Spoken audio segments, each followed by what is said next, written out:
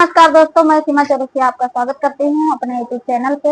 और बहुत अच्छा है नाच गीत लेकर आई हूँ। अच्छा लगे तो लाइक सब्सक्राइब जरूर करिए, आप लोग शेयर करिए, सपोर्ट करिए। और हमारा गीत सुबह 9 बजे जाता है। आप लोग ऐसे ही प्यार दुलार बनाए रखें और गीत अच्छा लगे तो प्यारा सा कमेंट जरूर कीजिएगा आप लोग।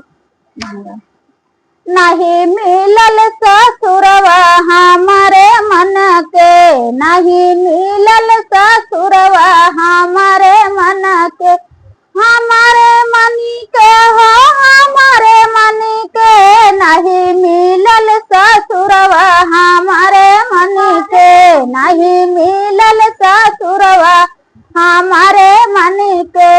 हमारे ससुर जी के ऊंची हवेली, हमारे ससुर जी के ऊंची हवेली, नहीं लागल खिड़किया हमारे मन के, नहीं लागल खिड़किया हमारे मन के, नहीं मिलल ससुरवा हमारे मन के, नहीं मिलल ससुरवा हमारे मन के।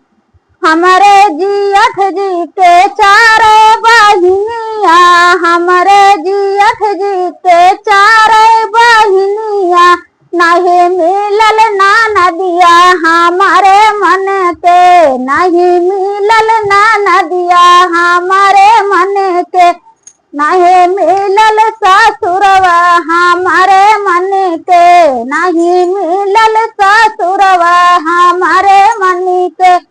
हमारे मनी के हो हमारे मनी के, नहीं मिलल नदिया हमारे मन के, नहीं मिलल नदिया हमारे मन के।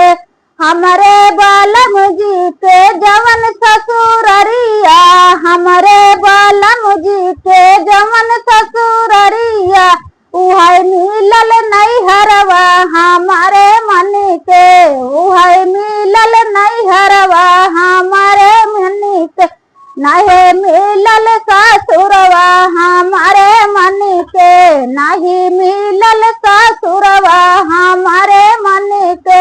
हो हमारे मन के हो हमारे मन के, नहीं मिलल ससुरवा हमारे मन के, नहीं लागल खिड़किया हमारे मन के, नहीं लागल खिड़किया हमारे मन के। तो दोस्तों ये गीत हमारा कैसा लगा आप लोग को? और गीत अच्छा लगे तो प्यारा सा कमेंट जरूर कीजिएगा आप लोग। धन्यवाद।